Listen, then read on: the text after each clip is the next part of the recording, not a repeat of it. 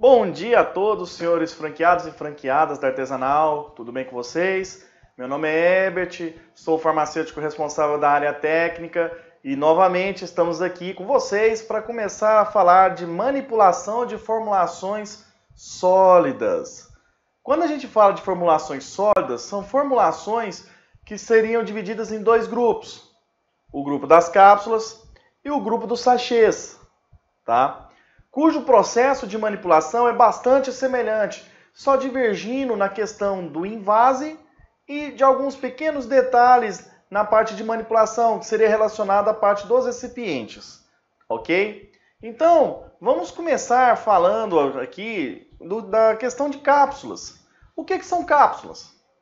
Cápsulas são formas farmacêuticas sólidas, ou seja, a gente utiliza pós, apesar que nas cápsulas a gente pode fazer também cápsulas utilizando produtos oleosos, que o princípio ativo mais o recipiente que é vinculado à fórmula, os dois estão envolvidos em um invólucro geralmente feito ou de gelatina ou de celulose. E também tem algumas situações que a gente usa goma de tapioca, carboximetilcelulose, que é o CMC.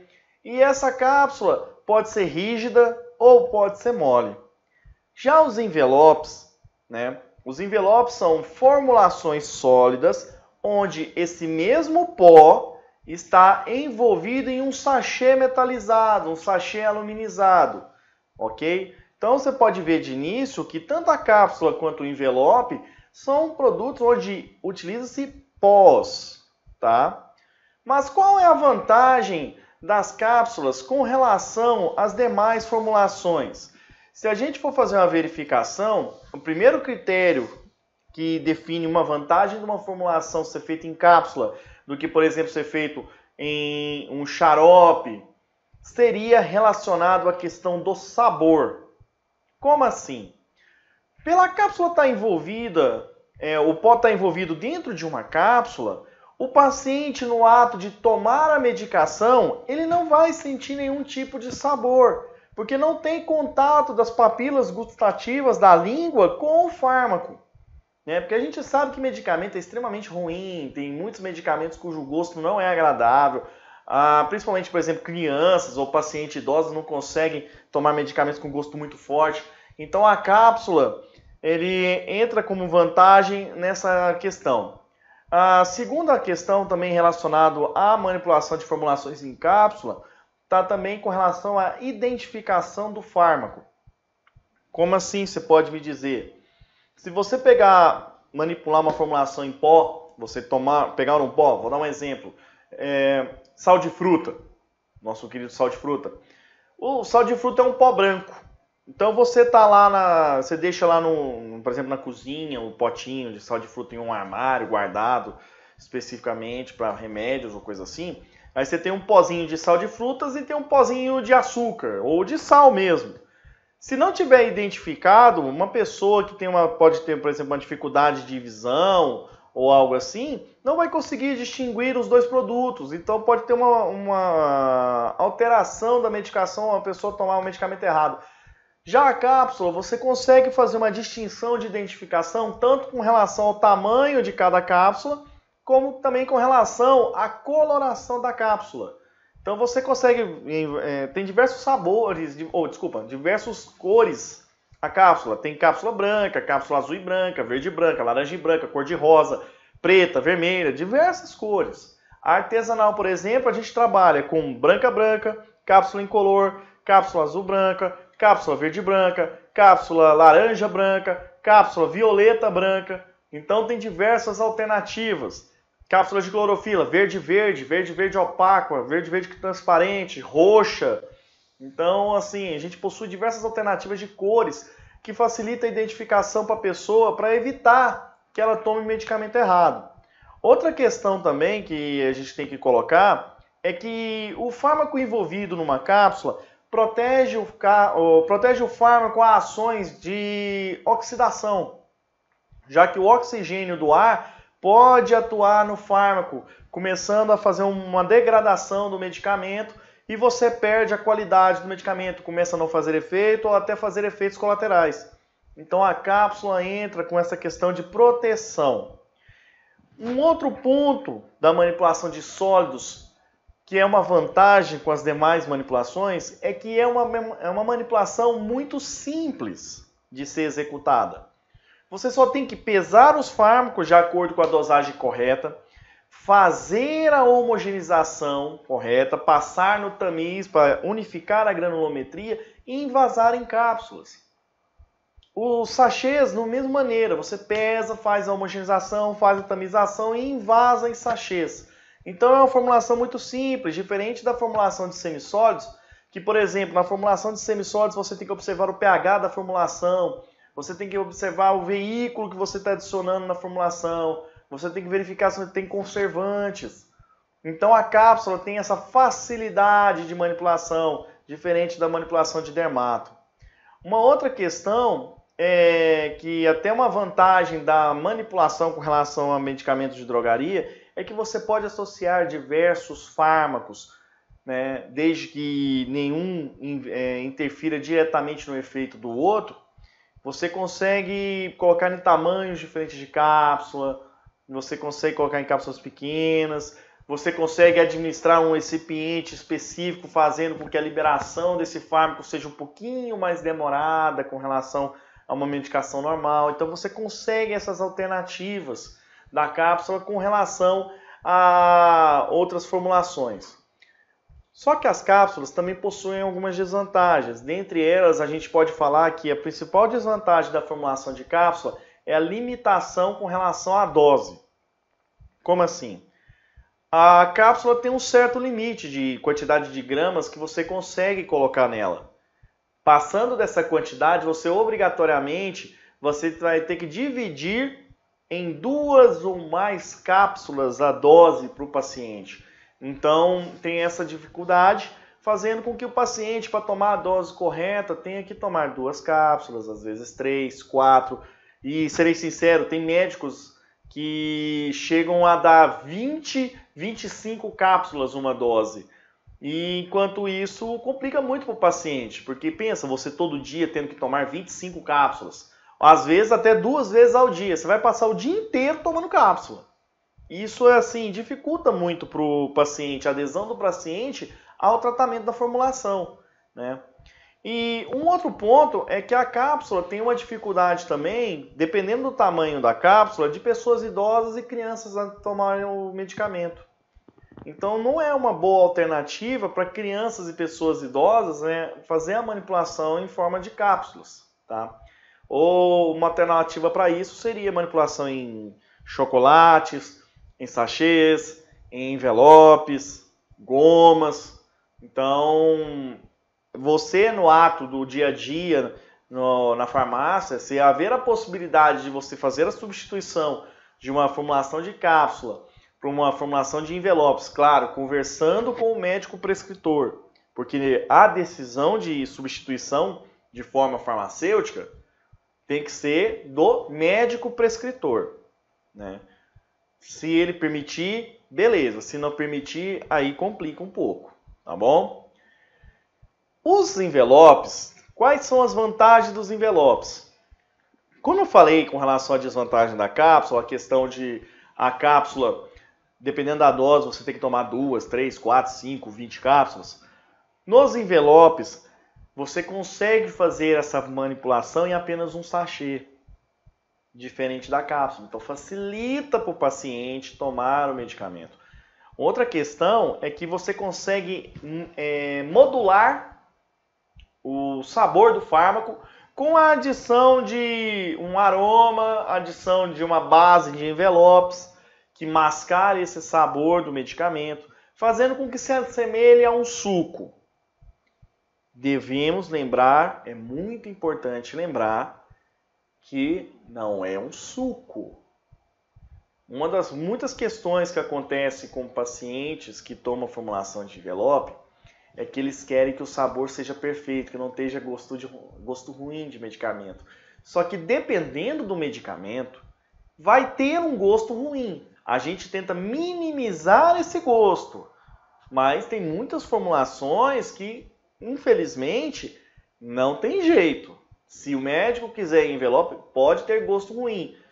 Exemplo, aminoácidos e fitoterápicos. A gente tem uma base específica para fármacos amargos, mas dependendo da quantidade de ativos e de doses, mesmo utilizando a base para fármacos amargos, pode gerar um gosto ruim do medicamento. Tudo bem? Uma outra questão que a gente tem que falar com relação à vantagem de envelopes com relação à cápsula é a questão da absorção no organismo. Como assim? Falando de uma maneira mais fácil de entender, quando você come, o alimento vai para o sistema digestivo, onde começa o processamento lá, com suco gástrico, e depois vai para o intestino, aí é absorvido pelo organismo, né? E esse processo dura entre 2 a 4 horas, dependendo do tipo de alimentação e da quantidade que você come. A formulação de cápsula também demora um pouco devido a ele estar envolvido numa cápsula, né? Já o envelope, ele já vai estar dissolvido em um meio líquido. E por estar dissolvido em um meio líquido, isso facilita a absorção. Porque não vai ter que quebrar a cápsula, não vai ter que dissolver o medicamento no próprio suco gástrico. Ele já vai estar disponível para absorção diretamente. Então facilita a absorção pelo organismo. Tudo bem? Agora, os envelopes têm uma desvantagem também. A primeira desvantagem é a chamada hidrossolubilidade. O que é isso?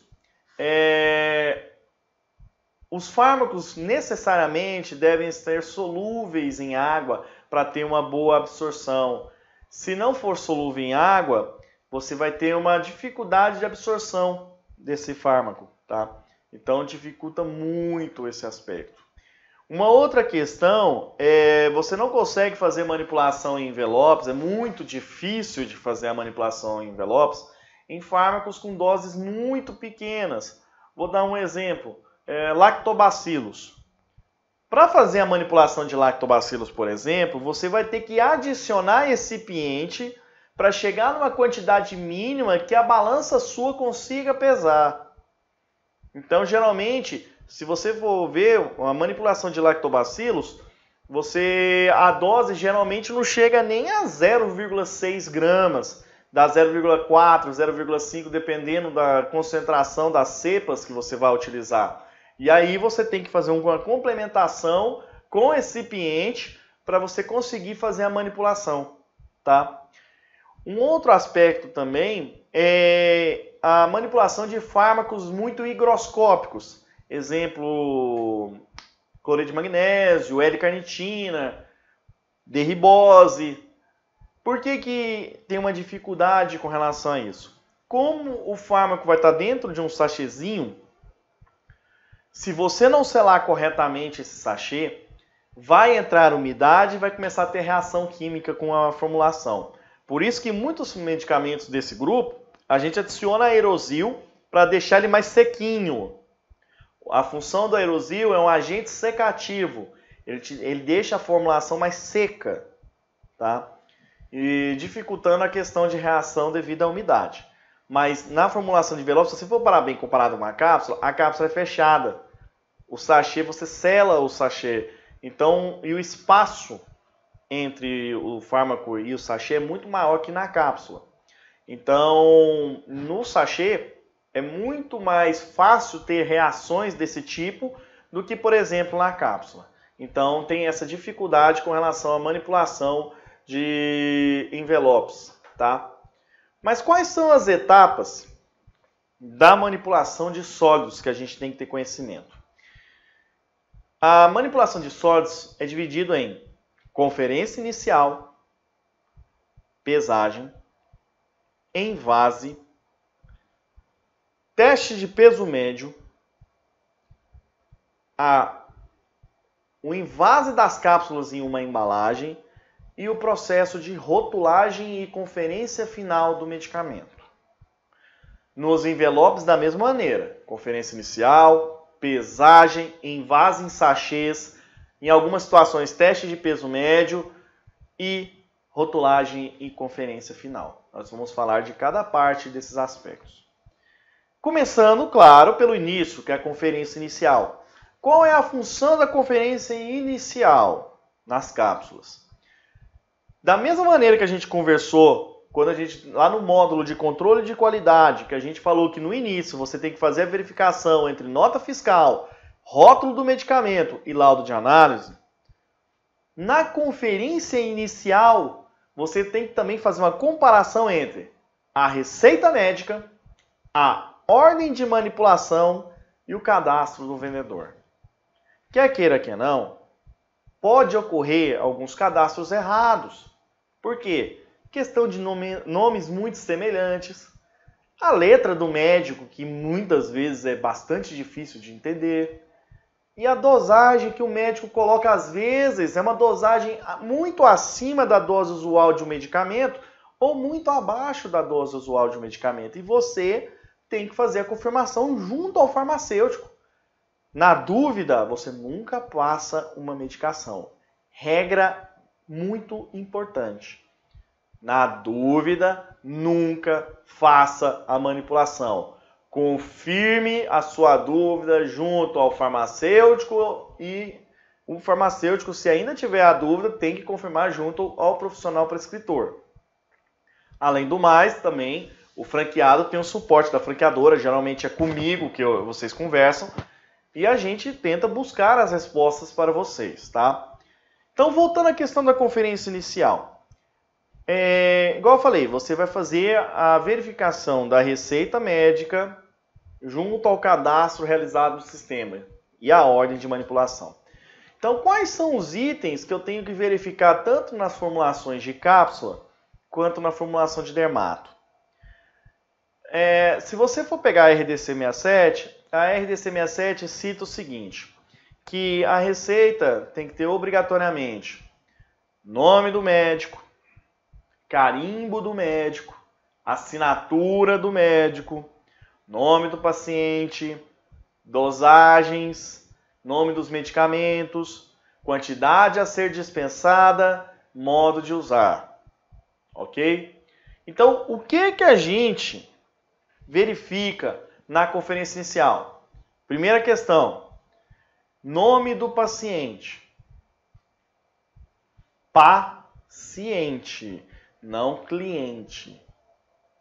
Cliente é quem compra, paciente é que está sendo destinado o medicamento, é quem vai tomar o medicamento. Às vezes é a mesma pessoa, às vezes são pessoas diferentes. Nome do médico. No nome do médico tem que ter assinatura e carimbo. Qual é o detalhe importante na questão da assinatura e do carimbo? Receitas controladas. Principalmente as receitas azuis, tipo B e tipo B2 também. O que eu tenho que verificar nas receitas azuis e também nas receitas amarelas, que é do grupo A? O carimbo do profissional prescritor, a unidade federativa que está descrita no carimbo do profissional prescritor, tem que ser da mesma unidade federativa da receita tipo A ou tipo B. Porque a receita tipo A e tipo B, ela tem um controle mais rígido, tem número de receita, esse número já é registrado na Anvisa. Então, tá lá, na receita azul tem, por exemplo, GO e um número. Se a receita for de GO, o carimbo do médico tem que ser de GO. Não é carimbo do DF, não é carimbo de Tocantins. Não pode, tem que ser do mesmo estado da receita. Tá? Outra questão que a gente tem que verificar na conferência inicial. Doses dos ativos e nomes dos ativos. Na dúvida, não passe. Porque, por exemplo, fluoxetina e paroxetina, hidrocortisona base, hidrocortisona sal, testosterona, propionato de testosterona, metiltestosterona. São nomes bastante semelhantes. Lactobacillus acidófilos, lactobacillus casei, lactobacillus bifidum, tudo lactobacillus. Então, na conferência, você tem que ter a maior atenção a esses detalhes. Lembrando que, se você passar uma manipulação passar para manipulação uma formulação que você não tem certeza do que está descrito, há uma chance enorme de fazer uma manipulação errada. E você só vai descobrir quando o cliente vier reclamar. Se ele vier reclamar, às vezes ele vai ser internado. Vai estar internado. E aí vai ser muito difícil saber se o erro foi na prescrição ou foi na manipulação. Então tem que ter uma maior questão de atenção nessa etapa. Nunca fazer com pressa. Tá? Nunca faça nada com pressa na manipulação. Preste bastante atenção no processo de manipulação. Tudo bem? Outra questão que tem que ser observada na manipulação é a validade com tempo de tratamento. Tá? Na farmácia artesanal, a validade das formulações até o presente momento, devido à pandemia, são da seguinte maneira. Fórmula de cápsula, o tempo de tratamento é para 180 dias, ou seja, 6 meses de tratamento. Por que é 6 meses de tratamento?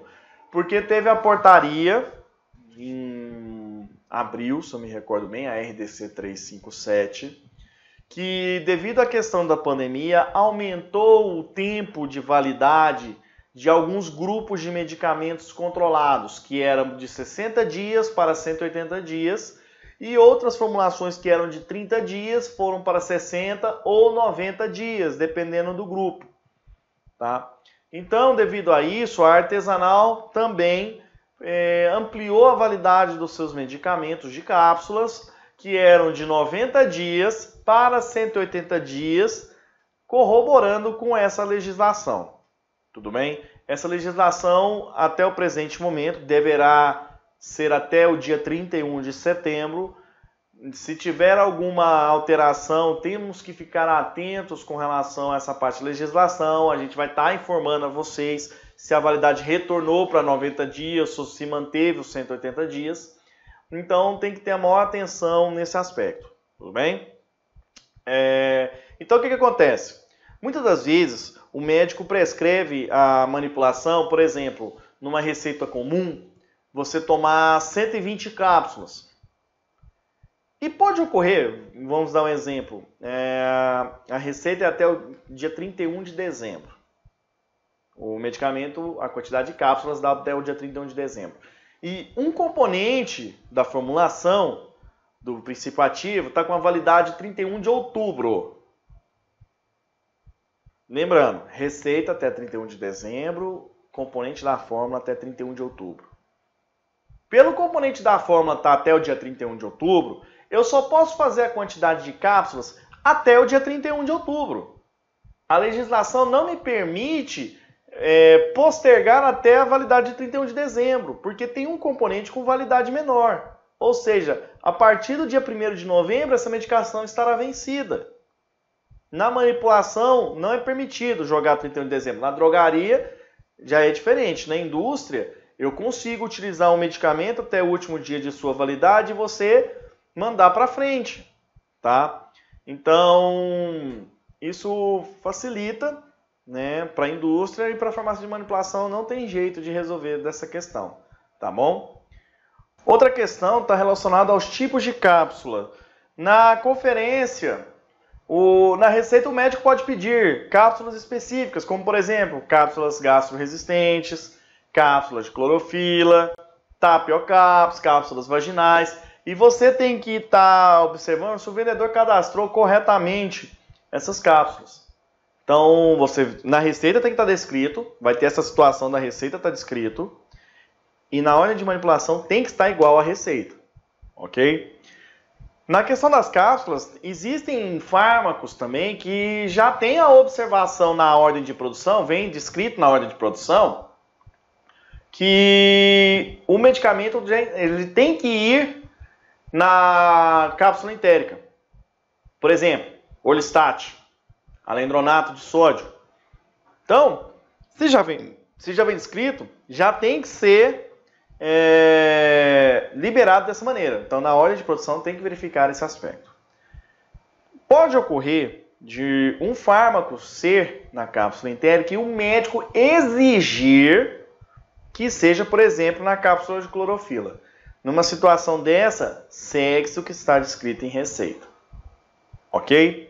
Um outro item que tem que ser verificado na manipulação é a data de prescrição e o tipo da receita no caso de receitas controladas.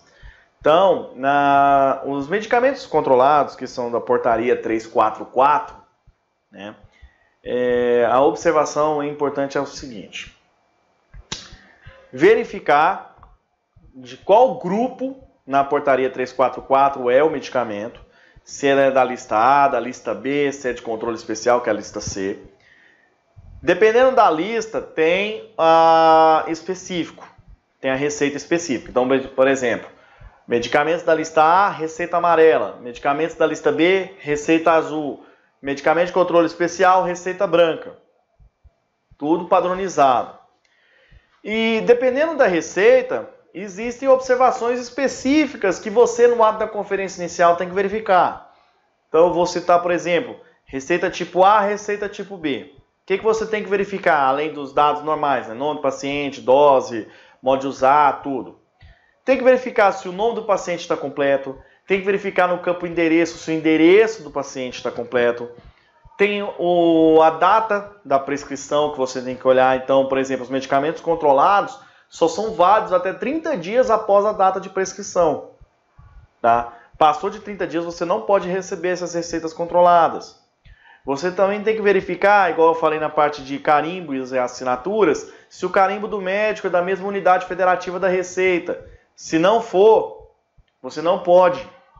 Você também tem que observar se a dose, se o médico prescreveu de modo correto, você vê no canto direito da receita, tá lá, dose unitária, modo de usar. Verificar se o médico não prescreveu invertido, que muitas das vezes ocorre esse problema.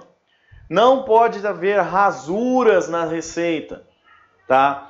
Um outro detalhe, em algumas situações, o médico, no caso das receitas controladas, pode botar uma dosagem muito diferente da dosagem máxima permitida. Nessas situações, você vai ter que verificar no verso da receita ou em algum local da receita se o médico prescreveu o CID, que é o Cadastro Internacional de Doença. Se o médico prescrever o CID, assinar e carimbar, você pode passar a receita, porque ele está justificando o motivo da dosagem ser diferente da dose usual, ok? Então tem que fazer esse tipo de verificação. No caso dos controlados, após você fazer essa verificação, você tem que carimbar no verso da receita, informando qual o número da prescrição e qual a quantidade que foi dispensada do fármaco. Então você tem que observar esse detalhe no caso de receitas controladas. Outra situação em receitas controladas, as receitas de controle especial. Nelas, você só pode ter 3 medicamentos controlados na mesma receita de controle especial da lista C, sem a necessidade de ter a informação do CID. Se tiver 4 receitas, 4 medicamentos controlados nessa receita, desculpa aí é obrigatório a presença do CID informando a doença, o motivo. Tá? Tendo o CID assinado no CID e com carimbo, é permitido. Ok? Então, recapitulando com relação a receitas controladas.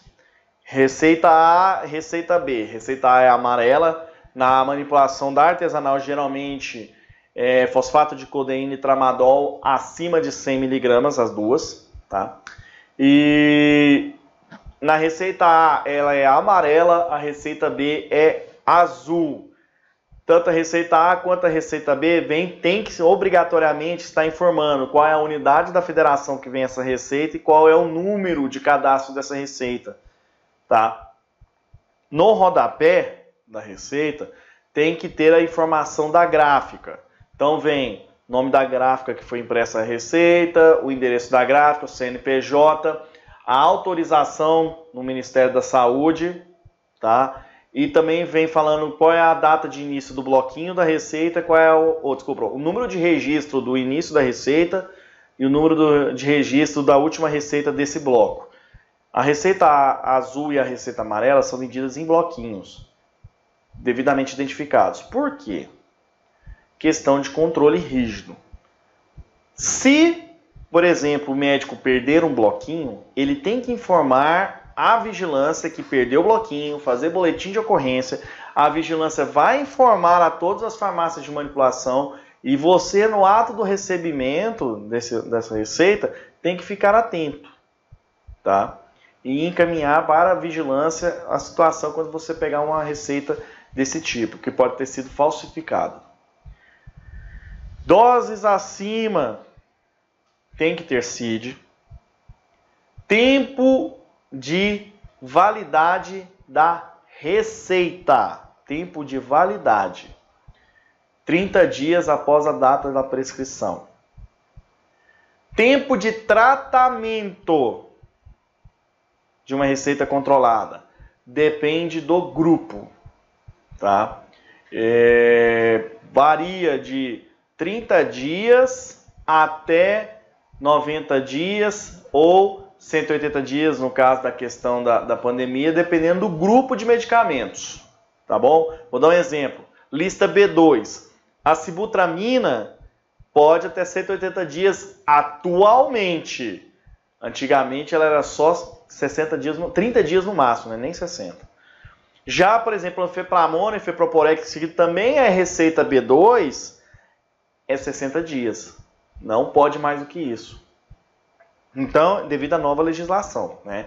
Que é válida até o dia 31 de setembro desse ano. Esse ano que eu falo, 2020. Ok? Receita de controle especial. Ela tem um padrão definido, não precisa obrigatoriamente ser branca, mas ela tem um padrão definido. Tem que ter informação, nome do paciente, endereço do paciente, nome do médico, endereço do médico, assinatura e carimbo do médico, a formulação descrita. Nessa formulação tem que ter, pode ter no máximo 3 medicamentos controlados da lista C, desde que esteja tudo correto nas dosagens normais. Se tiver acima da dosagem ideal, é obrigatório ter CID. Se tiver mais de 3 medicamentos controlados, obrigatoriamente tem que ter CID. CID, assinatura e carimbo. Lembrando, não é só escrever o CID, não. Tem que carimbar e assinar pelo médico. Tá?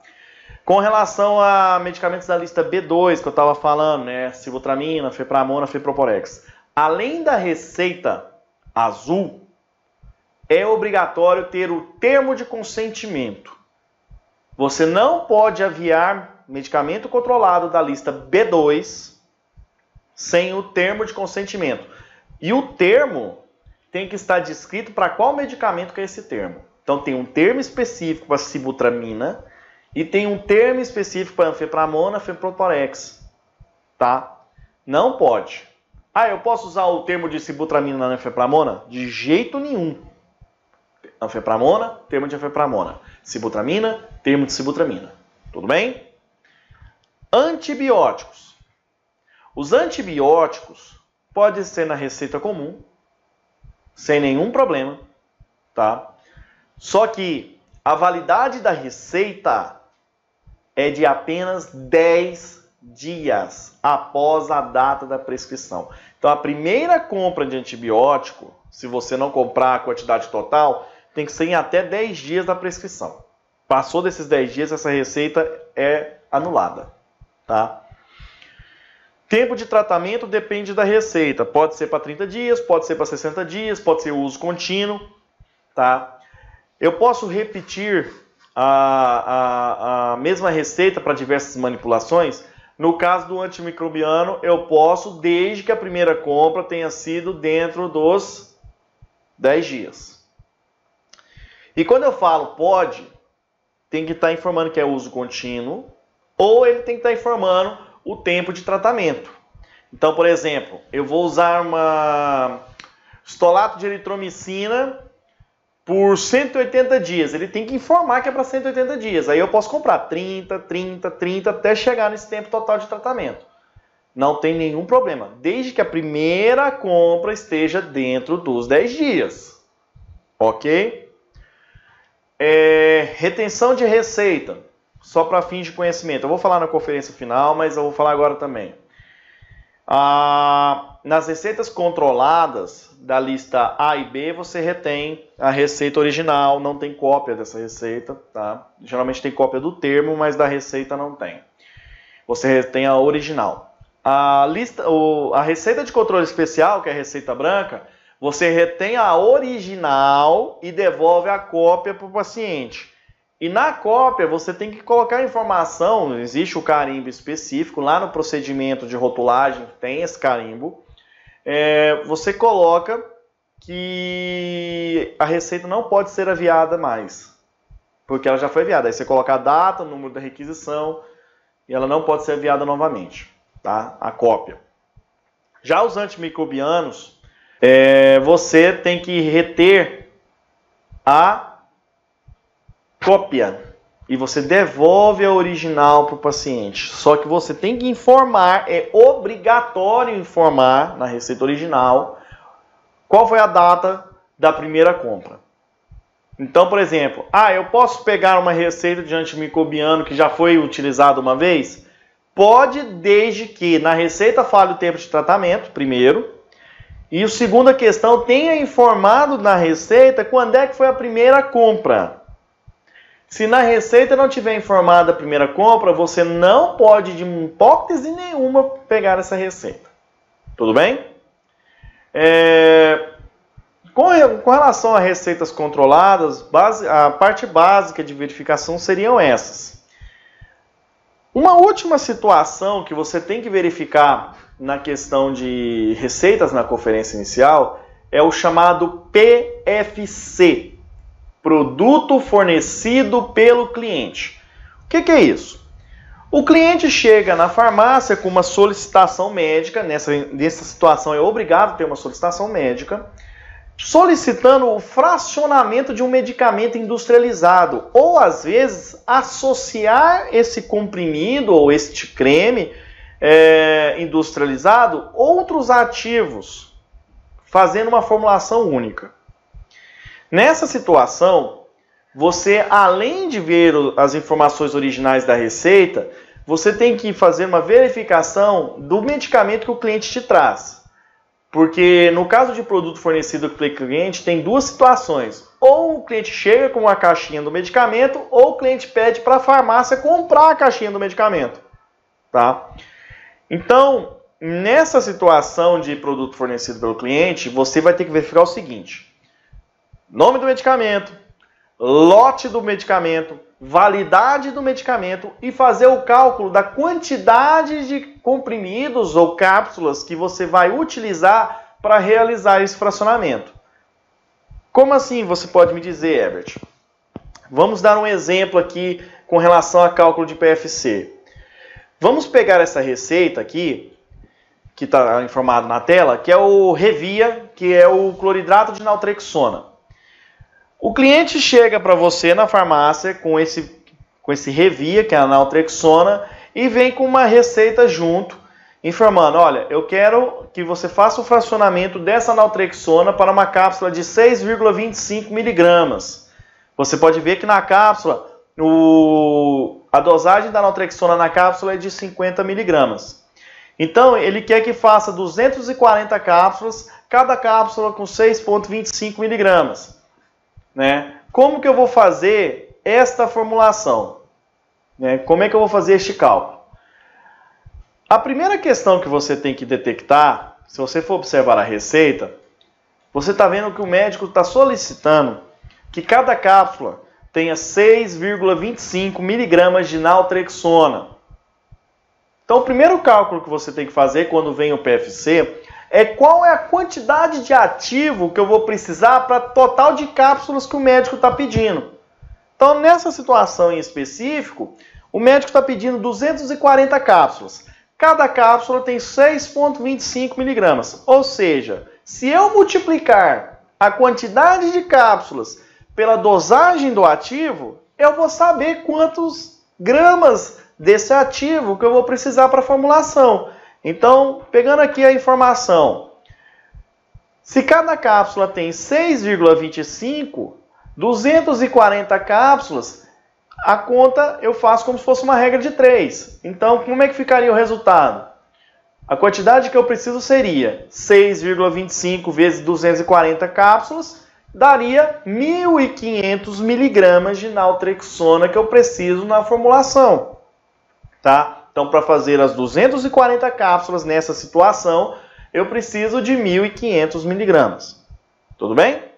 Dúvidas até agora? Então, eu sabendo essa quantidade de cápsulas, eu vou partir para o segundo aspecto. Como eu sei que a naltrexona tem 50 miligramas e eu vou precisar de 1.500 miligramas de naltrexona para formulação, eu vou pegar esse total que eu preciso e divido pela dose do medicamento.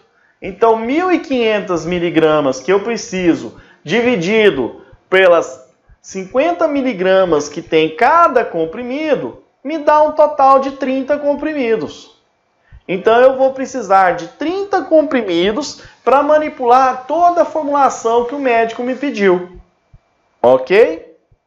Tudo bem? Então, voltando de novo a essa questão do cálculo do PFC.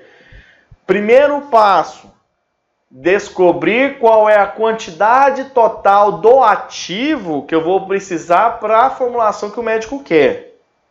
Ok? Então, eu multiplico a dose que ele quer vezes a quantidade de cápsulas. Aí eu vou achar o total de cápsulas, o total de ativo que eu preciso.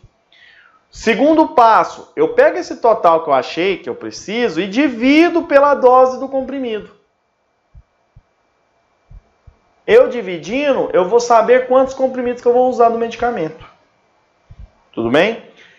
Essa informação você vai ter que colocar na ordem de produção. Ó, você vai precisar fracionar tantos comprimidos. E assim você faz você passa para a manipulação quanto que vai precisar para ele executar o processo. Um outro ponto que você tem que verificar, já que já falamos de PFC, no caso de formulações de envelopes, você vai ter que verificar qual é a base correta que será utilizada na formulação de envelope. Como é que eu vou saber qual é a base correta que eu vou utilizar? É muito simples. Hoje nós temos 3 tipos de bases. 2 dessas bases é para dissolver em água, que é a base para envelope padrão e a base para fármacos amargos. Ok? A base para fármacos amargos você vai utilizar quando tiver fitoterápico ou aminoácido. Apareceu fitoterápico ou aminoácido, base para fármacos amargos. Não tem fitoterápico, não tem aminoácido e é dissolver em água, base para envelope padrão. Ok? O terceiro caso são as bases para shakes. Se for uma suplementação proteica, de carboidrato, você vai usar a base para shake. Tá? Essa base para shake pode ser com lactose, pode ser sem lactose. Então você vai ver se o paciente é intolerante. Se o paciente for intolerante à lactose, base para shake sem lactose. O paciente não é intolerante à lactose, base para shake padrão. Aí o sabor, como você pode ver na tela, tem diversos sabores. Então, base para suplemento em água e base para fármacos amargos. Quais são os sabores? Abacaxi, limão, laranja, morango, uva, tangerina. Tá? Base para shake: banana, baunilha, morango, chocolate. São as principais. Tá bom? Todas essas bases no cadastro, o vendedor tem que cadastrar os ativos. Base para envelope, 1 unidade. No caso do shake, ativos. Base para shake, 1 unidade. Qual é a maior dificuldade na conferência inicial de envelopes? É quando se cobra shake. Por quê? Existem 3 maneiras de você cobrar o shake.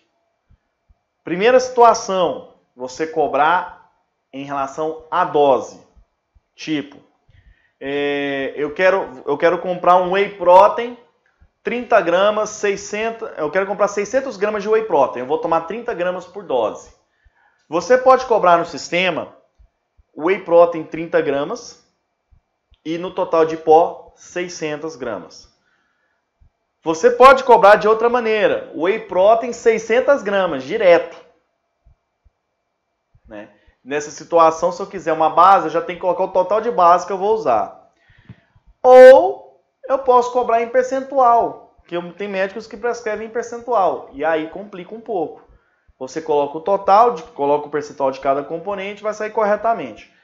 No caso dos shakes, você tem que fazer a soma de quanto de pó que você está vendendo. Verifica, soma os componentes por componentes e verifica se o total de pó está batendo com o total que o médico prescreveu.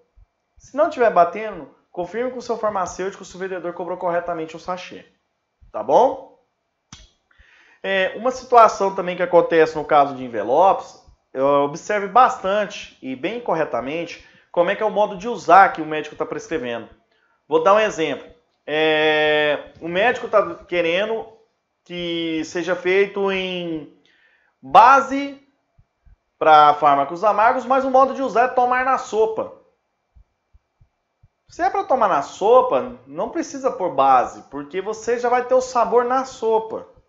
Você adicionar a base geralmente já vem adocicada. Então vai ficar uma sopa doce. Não vai ficar bom para o seu paciente tomar.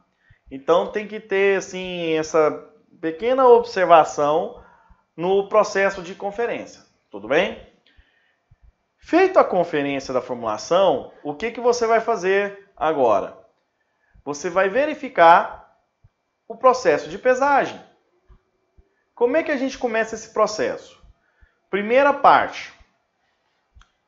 Quando você vai realizar a pesagem, a primeira coisa que você tem que fazer é fazer a asepsia do seu local de pesagem. Tá? Faça asepsia com álcool 70, bonitinho, para evitar a chamada contaminação cruzada. Que é o quê? Você fazer a formulação e entrar uma substância que não é, que está no ar, ou que está no exaustor, que está na sujeira da bancada, ela entrar junto à formulação e assim tendo problemas para o seu paciente.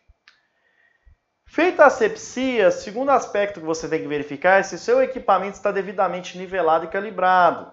Porque antes de cada manipulação, no início do dia, você tem que fazer a aferição dos equipamentos. No caso, o seu equipamento, a balança de pesagem. Como é que faz essa aferição? Você tem que ter dois pesos, né? O controle de qualidade geralmente tem dois pesos calibrados de tamanhos diferentes. E você vai fazer 3 medições com cada peso. Então, cada pezinho você vai fazer 3 vezes esse processo, colocando o peso na balança em 3 pontos diferentes do prato da balança.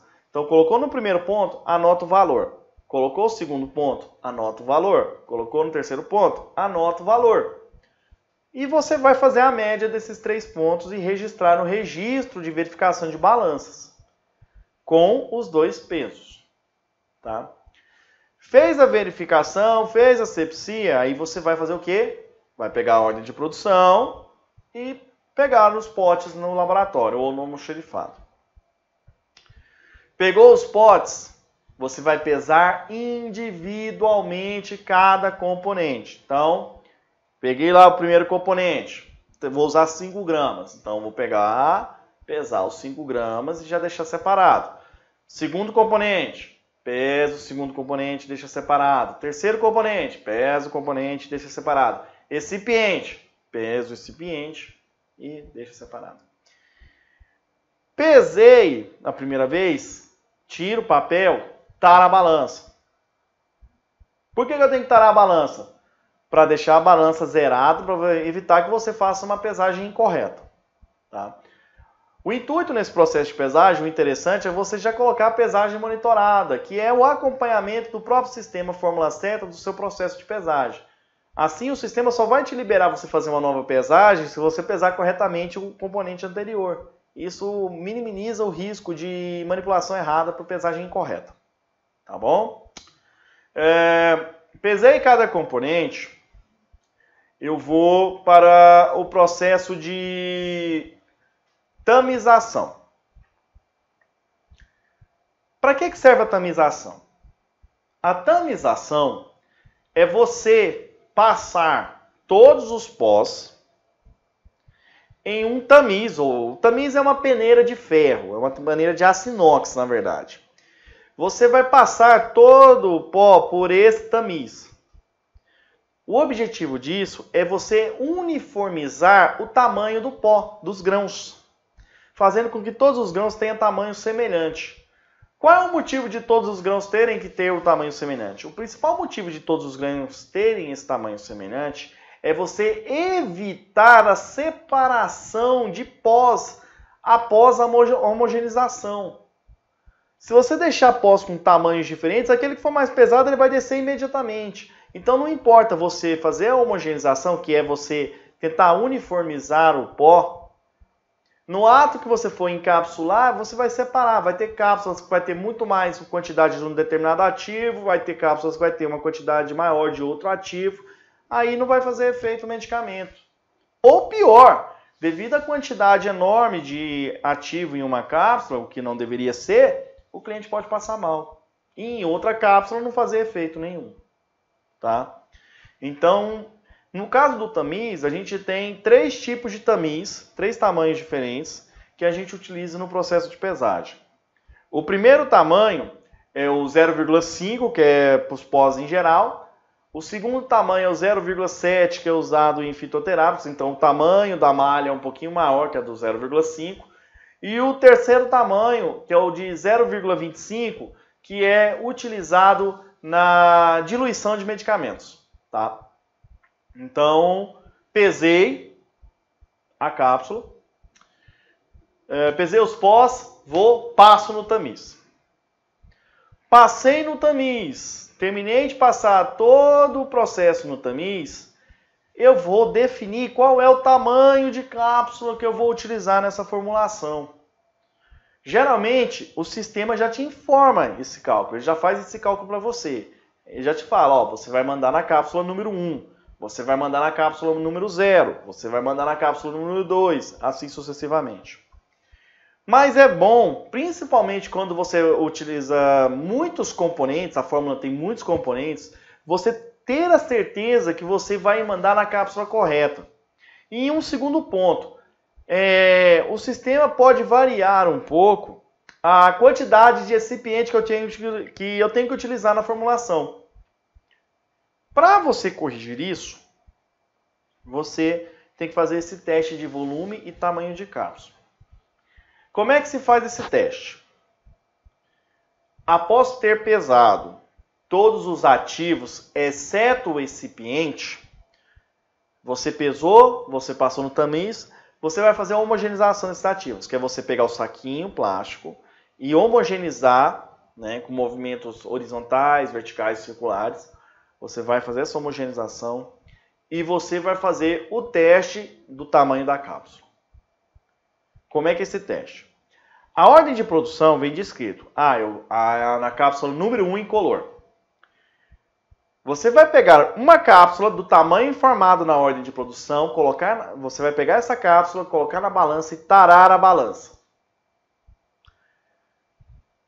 Tarei a balança, eu pego essa cápsula, abro ela e o pó que está toda a matéria-prima, você vai pegar a cápsula e encher a cápsula com este pó.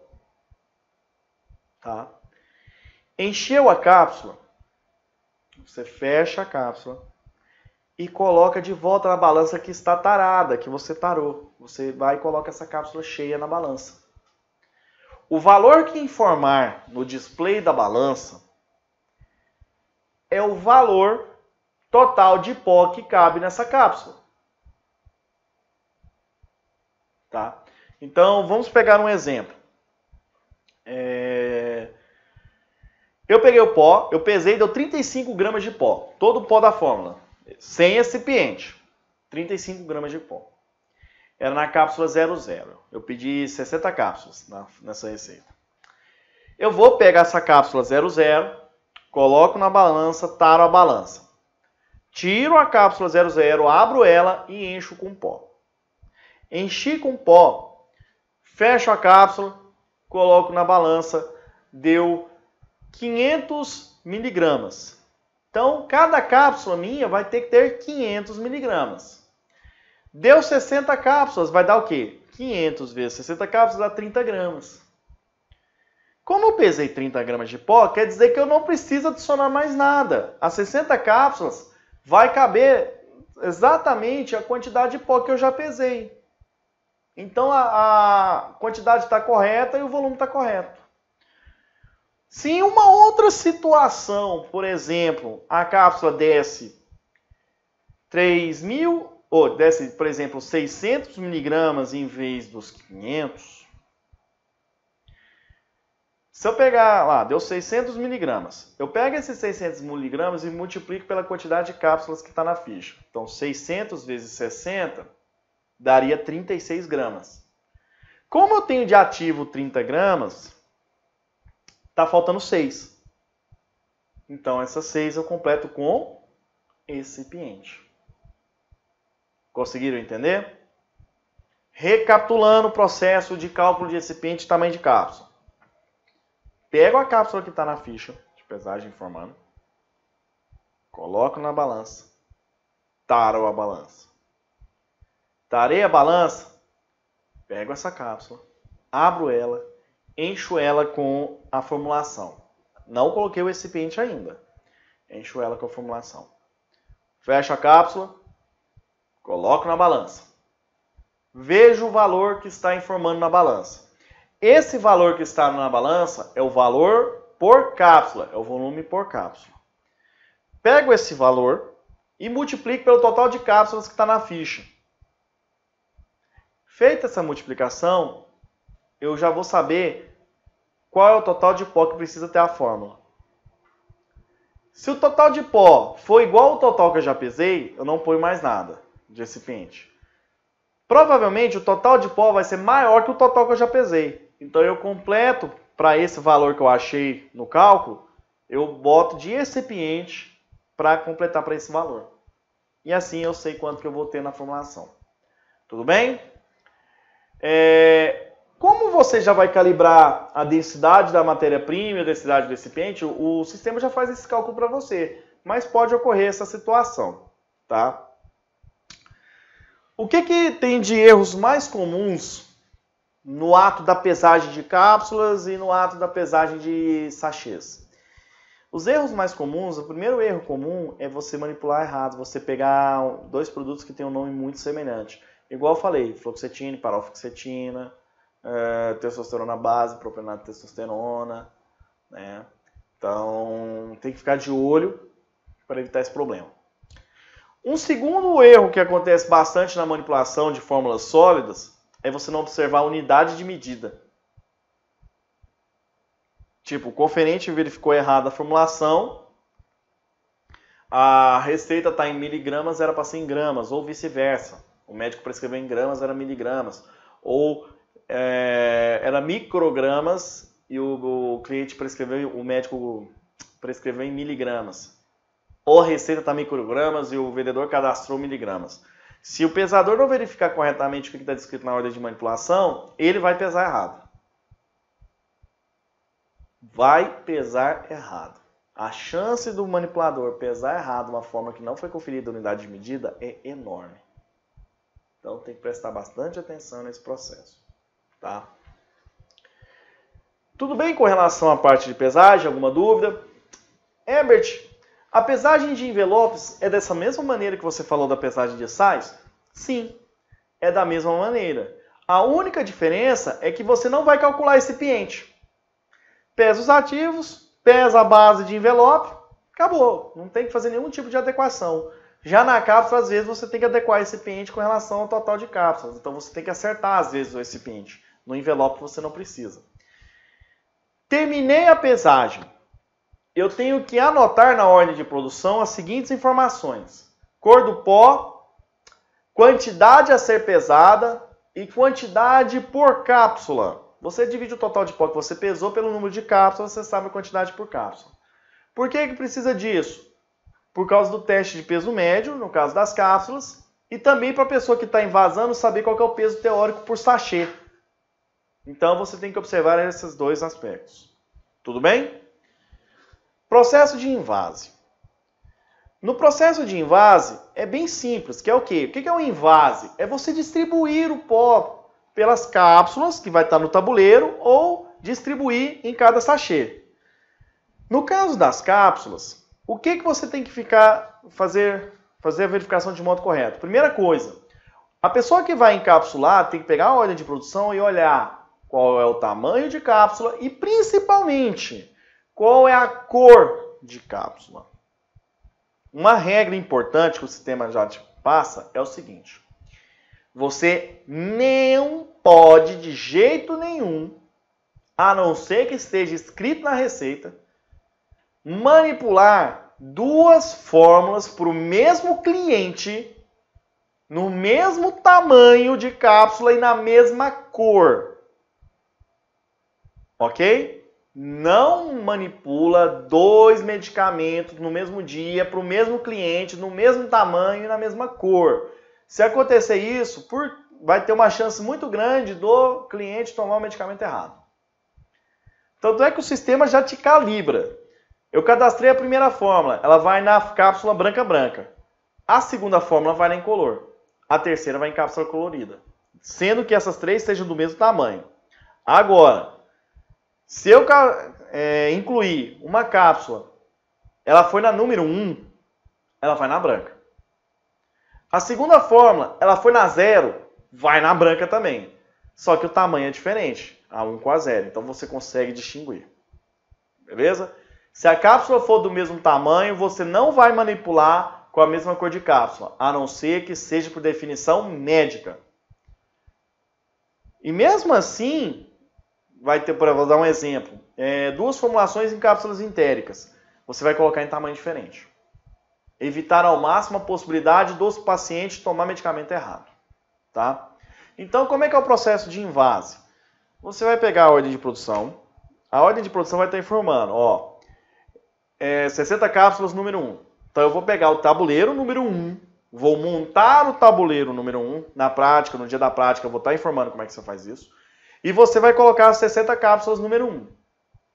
Coloquei as 60 cápsulas, eu vou tirar as tampas e vou distribuir a cápsula por essas 60 cápsulas. Distribuir o pó por essas 60 cápsulas. Detalhe importante: evite bater muito o tabuleiro. Se você bater muito o tabuleiro, pode ocorrer variação entre a quantidade de pó entre as cápsulas. E isso vai ser detectado no teste de peso médio. Segundo ponto, socador. Use o mínimo possível. Se brincar, evite ao máximo de usar o socador. Porque se você utilizar o socador na formulação, é quase certo que a fórmula não passa no teste de peso médio. Tá? E depois que você distribuir todo o pó, aí você vem com as tampas e trava as tampas em cada cápsula. Fechei, verifique se as cápsulas estão limpas e encaminho para o teste de peso médio. Tá? No invase de sachês é a mesma coisa. Na receita o pesador vai anotar quanto que tem que ser em cada sachê, você vai pegar o pó, vai ter a balança lá para você utilizar e você vai pesar 1 a 1 o sachê. Se você não tiver máquina, você pesa na mão 1 a 1. Se tiver máquina, você vai calibrar na máquina qual o volume que tem que ter cada sachê e você só vai trocando os sachês. Pesei todos os sachês, eu vou e selo o sachê. No ato de selar o sachê, você tem que ficar de olho com relação a se o sachê está corretamente selado. Eles têm que estar bem selados. Se tiver mal selado, vai entrar ar e entra naquela questão que eu falei mais cedo, da questão da umidade e gerar reação química no sachê. Tá? Então tem que ficar bem atento com relação a essa parte dos sachês. Tá bom? Peso médio. O que é o teste de peso médio? A legislação, ela te obriga, por lei, a realizar o teste de uniformidade de conteúdo em todas as formulações de cápsula e de sachês. Tá? Nas cápsulas, a gente é obrigado a fazer em todas. Nos sachês, a princípio, a gente orienta a fazer inicialmente apenas aqueles que tiverem medicamentos controlados. Isso vale tanto para sachês quanto para pastilhas sublinguais. A situação é a mesma. Tá? Qual é o objetivo desse teste? O objetivo desse teste é você determinar que em todas as cápsulas daquela formulação esteja com a mesma quantidade de pó. Lembre-se que em nenhum momento eu estou falando em dose de ativo. Eu estou falando em quantidade de pó. Por quê? Porque o teste não vai determinar o teor da cápsula, de cada cápsula. Se você quiser saber qual é o teor que está em cada cápsula, você vai ter que mandar fazer análise terceirizada dessa formulação. Que é, na verdade, o que é feito, para quem assistiu o módulo de controle de qualidade, é o que é feito naquele teste de substâncias abaixo de 25 mg, no teste de hormônio, antibióticos em cápsulas. Aí sim, eles fazem o doseamento. Mas na farmácia de manipulação, você vai verificar a distribuição do pó. Tá? Então, como é que é feito esse teste? Primeira coisa, você pode fazer esse teste usando ou um processador estatístico específico, que é um equipamento já preparado para fazer esse teste de peso médio. Ele é acoplado na balança, então você precisa de uma balança, independentemente se você vai usar processador estatístico ou não. E você vai usar também, caso não tenha processador estatístico, você vai usar dentro do sistema Fórmula Certa, na aba de peso médio. Quais são os critérios que definem que a formulação está aprovada ou não? Primeiro critério, isso está na farmacopeia brasileira, tá? O teste de cápsulas é feito com 10 cápsulas. Tá? Qualquer formulação de cápsula é feito com 10 cápsulas. A não ser que você esteja dispensando com o seu paciente uma quantidade inferior a 10 cápsulas. Aí você vai fazer com todas. Se for 9 ou 8, você vai fazer com todas. Nesse teste, a primeira coisa que você vai verificar é qual é o volume de pó da cápsula. Lembra que lá na pesagem eu falei que o pesador tem que anotar quantos gramas que tem que ter por cada cápsula? Este valor é o peso teórico. Então você vai pegar esse valor de cápsula. Então vamos pegar aquela situação que eu falei lá da formulação de 600 miligramas. Eu anotei na receita, cada cápsula tem que ter 600 miligramas. Lá no teste do Fórmula Certa eu vou entrar com o número do protocolo. Isso eu estou falando só a parte teórica. Lá na prática eu vou mostrar para vocês. Na hora que você coloca o código da fórmula, o sistema automaticamente já te passa a informação. O peso teórico é tanto, o menor valor que pode ter cada cápsula é tanto, o maior valor é tanto. Como é que eu vou definir esse menor valor e esse maior valor? A farmacopeia brasileira, no seu formulário nacional, na segunda edição, definiu da seguinte maneira. Se o peso teórico de conteúdo, ou seja, a quantidade de pó, não estou falando a cápsula, só o pó. Se a quantidade de pó for inferior a 300 miligramas, a variação para cima ou para baixo de cada cápsula tem que ser de mais ou menos 10%. O limite é 10%. Se o peso teórico do pó for acima de 300 miligramas, essa variação cai de 10% para 7,5%. Tá? Até 310 miligramas, acima de 300, 7,5 miligramas. O segundo ponto é que o desvio padrão desse teste, o que é desvio padrão? A variação entre o valor teórico, a média dos valores das 10 cápsulas, a média das 10 cápsulas e cada valor individual de cada cápsula. O segundo ponto é o desvio padrão. O que seria o desvio padrão? Você fez as 10 cápsulas, ele determinou um valor médio. A variação do peso de cada cápsula comparado com o valor médio, ele não pode passar de 4% desse valor médio. Se passar de 4%, a sua fórmula é reprovada de imediato. Por quê? Porque você não pode ter dessa maneira essa variação. Tá? Então são os dois critérios que determinam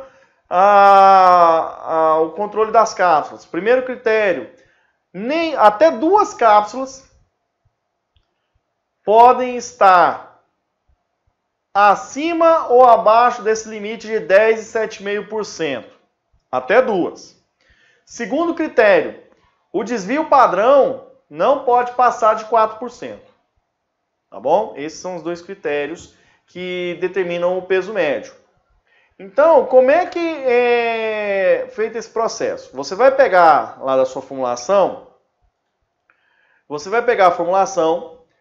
vai lá, separa 10 cápsulas. Tá? Deixa separado essas 10 cápsulas. Entra no Fórmula Certa, vai lá em integração peso médio, e na tela inicial, que é essa tela que eu vou te mostrar aqui agora, nessa tela inicial, você vai lançar o número do protocolo. Então você vai lá, filial, número da requisição e fórmula. Ao você lançar esses dados, ele já vai te dar a informação. Ele vai falar, ó, o peso teórico da cápsula é tanto, o valor mínimo é tanto, o valor máximo é tanto. A partir daí, você vai anotar, vai pegar cada cápsula daquelas 10, vai pesar na balança, colocar na balança e anotar o valor de cada cápsula. As 10. Pesei as 10. Primeira coisa que você tem que prestar atenção no teste de peso médio. No sistema Fórmula Certa, o valor do peso médio vai estar em miligramas. E quando você coloca a cápsula na balança, o valor que vai estar no display da balança estará em gramas. Então, para você lançar no Fórmula Certa, você tem que multiplicar cada valor de cada cápsula por 1000, que é converter grama para miligrama. Tá? Não esqueça disso. Se você for fazer manualmente, tem que lembrar de fazer essa alteração. Se não fizer essa alteração, vai dar errado. Agora, no processador estatístico, o processador já está vinculado diretamente à balança, então não tem esse problema, tá bom? Então aí você vai lançar as 10 cápsulas. No final das 10 cápsulas, no Fórmula Certa, ele vai te dar o gráfico de variação. E ele já vai te falar se a fórmula está aprovada ou se a fórmula está reprovada. A partir daí, isso te facilita, porque depois que você lançou as 10 cápsulas, ele vai estar informando lá, ó, tem o gráfico de variação, ele vai estar te falando, nessa situação que eu estou mostrando para vocês, ele já está falando que o desvio padrão foi de 0,7%, então essa formulação está aprovada. Tá?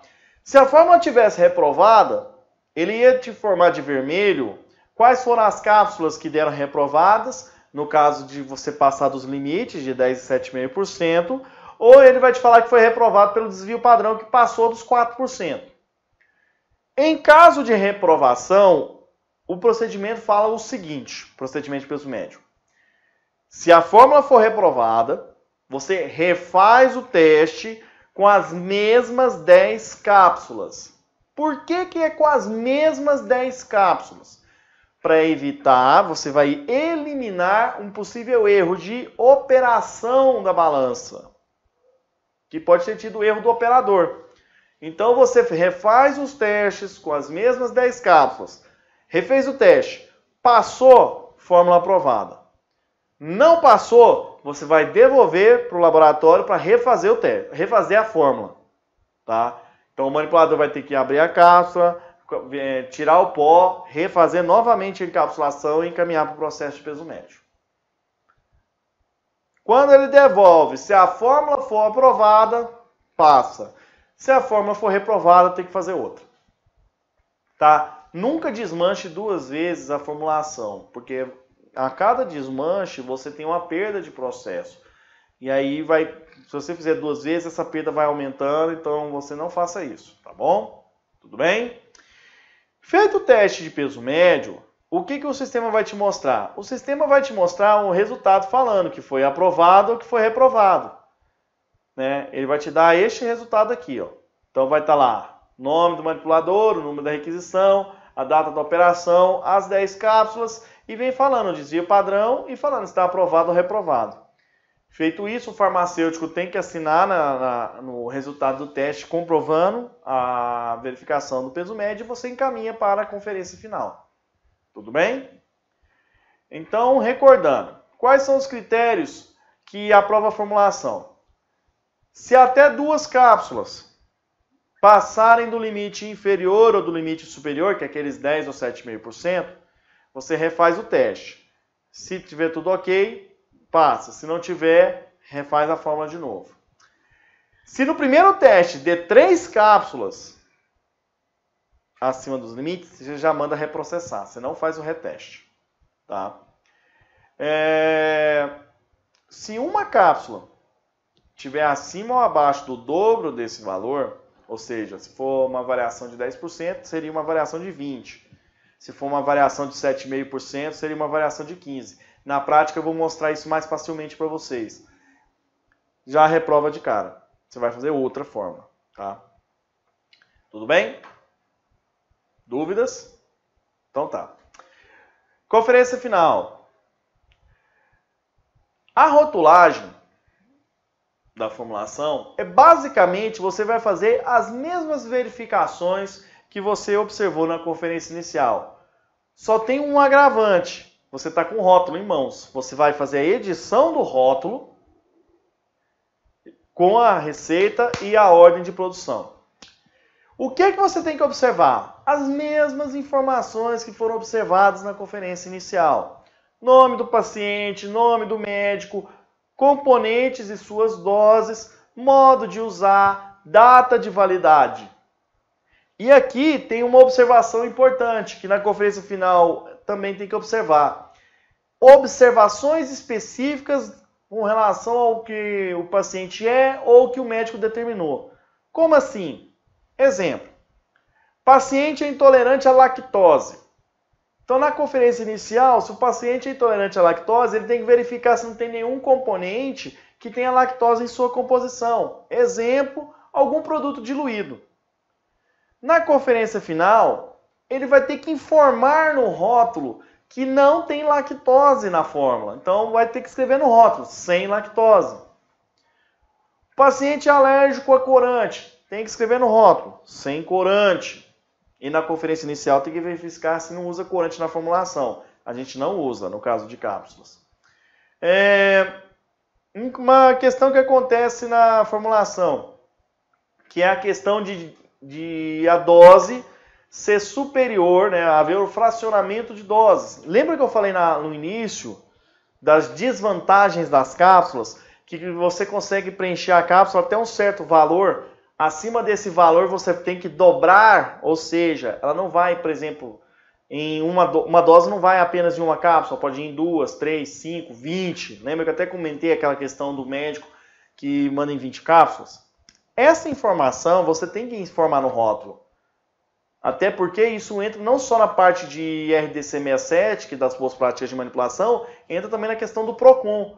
Porque aquilo que está informado no rótulo tem que estar dentro. Então, o que a gente faz? Na rotulação, na hora da prática vocês vão ver, mas teoricamente falando é o seguinte. A fórmula é de 60 sachês. E eu mandei 120, eu tive que fracionar uma dose em 2 sachês. Na rotulação, a primeira coisa que eu tenho que informar é que tem 60 doses. Tá? E que na caixa que eu vou estar encaminhando para o paciente, vai ter que estar descrito que tem 120 sachês com metade da dose. E o modo de usar eu vou ter que adequar. Se o modo de usar está, por exemplo, tomar um sachê ao dia, como eu fracionei a dose em 2 sachês, eu tenho que informar, ó, tomar uma dose igual a 2 sachês ao dia. Conseguiram entender? Então, vou dar um exemplo simples. A fórmula era 60 cápsulas, triplicou. Ou seja, uma dose eu tive que colocar em 3 cápsulas. No rótulo, o que eu tenho que adequar? No campo quantidade, que teria lá vai estar escrito 180 cápsulas, eu tenho que informar que tem 60 doses, porque a fórmula triplicou, então são 60 doses. Eu tenho que informar também no rótulo que tem 180 cápsulas que estão manipuladas com 1/3 da dose. E no modo de usar, por exemplo, tomar uma cápsula de manhã e uma cápsula à noite. Se a fórmula triplicou, eu tenho que colocar lá, tomar uma dose que é igual a 3 cápsulas de manhã e tomar uma dose que é igual a 3 cápsulas à noite. Conseguiram entender? Eu tenho que adequar o rótulo de acordo com o que foi feito. Então, na conferência final, eu tenho que observar isso. Uma outra situação que acontece na conferência final, fracionamento de dose, só que por solicitação do médico. O médico, por exemplo, pede lá, tomar um paracetamol 500 mg, tomar meia dose no almoço, meia dose no jantar. Quando acontece isso, lá na conferência inicial eu já tenho que fracionar essa dose. né? Eu já tenho que fazer com que o sistema divida em 2 cápsulas. Na rotulagem eu tenho que informar. Estou enviando, por exemplo, eu pedi 60 cápsulas. Eu estou enviando 60 doses. Nessa situação, obrigatoriamente eu tenho que dividir em 2 cápsulas. Então eu vou estar informando que tem 120 cápsulas manipuladas com metade da dose. E no modo de usar eu tenho que falar, ó, tomar meia dose, que é igual a 1 cápsula no almoço. E tomar meia dose, que é igual a 1 cápsula no jantar. Ok? Outra questão na conferência final, na hora da rotulagem, que você tem que verificar, são as etiquetas informativas. Que etiquetas que a gente utiliza? A gente utiliza etiqueta informando manhã, tarde e noite, almoço e jantar, uso veterinário, conservar em geladeira, uso vaginal. Na cápsula são essas informações. Às vezes tem a etiqueta informando que é 1 dose, 2 cápsulas, 1 dose, 3 cápsulas, dependendo de como a clientela deseja. E também tem etiquetas informativas de alguns fármacos específicos, que pode ocorrer, tipo Morozil. Às vezes a gente recebe do fabricante etiquetas informando que ó, esse é o verdadeiro Morozil. Então a gente acaba colocando nas formulações, na embalagem, então tem essas etiquetas também. Além das obrigatórias etiquetas dos medicamentos controlados da portaria 344. Ou seja, se a receita for receita de controle especial ou antimicrobiano, você vai ter que colocar a tarja vermelha. Se for receita azul ou amarela, tarja preta. Então vocês têm que colocar essas informações.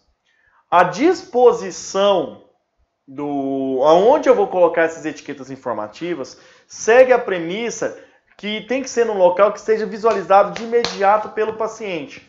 Então, por exemplo, etiqueta de manhã, tarde e noite, você está pregando um rótulo na frente, faz de conta que a minha mão é o rótulo. Você tem que colocar, minha mão é a embalagem. Você tem que colocar o rótulo visível, tá? Então tem que colocar centralizado. As etiquetas informativas você vai colocar embaixo, nos cantos. Desde que o pote permita, você coloca um em cima do outro. Se o pote não permitir, ou você coloca literalmente abaixo por corrido. E as etiquetas vermelha e preta de uso veterinário você coloca no verso. Tá? Nas cápsulas isso. Tá bom? Nos sachês. Tem a caixa do sachê, você vai colocar centralizado na caixa o rótulo. E embaixo você coloca os rótulos informativos. Exatamente abaixo do rótulo principal, tá bom? Isso vai deixar esteticamente correto, tá? E facilmente visível para o paciente. Fazendo com que, porque muitas das vezes, no uso da etiqueta informativa, o paciente vai pela etiqueta informativa, não vai pelo modo de usar que está escrito no rótulo. Porque se ela tiver de manhã, ele vai tomar de manhã. Se ele tiver almoço, ele já vai tomar na hora do almoço. E conscientemente ele já fala, ó, esse medicamento tem que tomar na hora do almoço. Então, bastante cuidado com relação à questão das etiquetas informativas. Tudo bem? Além disso, no caso da rotulagem, ficar observando também se não vai adoçante, se teve a observação para não ir adoçante, você tem que declarar isso no rótulo, porque se você não declarar, o cliente não vai aceitar. Todas as orientações descritas pelo paciente, você tem que colocar no rótulo. Fazer edição, literalmente. Eu vou colocar, ó, sem lactose, sem corante, sem conservante, tudo. Cliente pediu, você coloca no rótulo. Tá bom?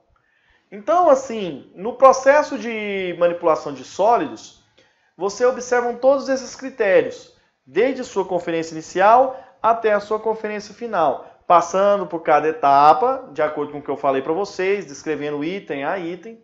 E na prática, a gente vai ver bem mais detalhado todo esse processo de manipulação. Eu vou estar mostrando para vocês questão de asepsia, questão da balança, como fazer a verificação, fazer o cálculo na prática do recipiente. Um outro ponto que eu vou estar falando mais para frente, mas eu vou falar isso na prática, é a questão da diluição de medicamentos, que a gente vai mostrar na prática como é que é feito, né?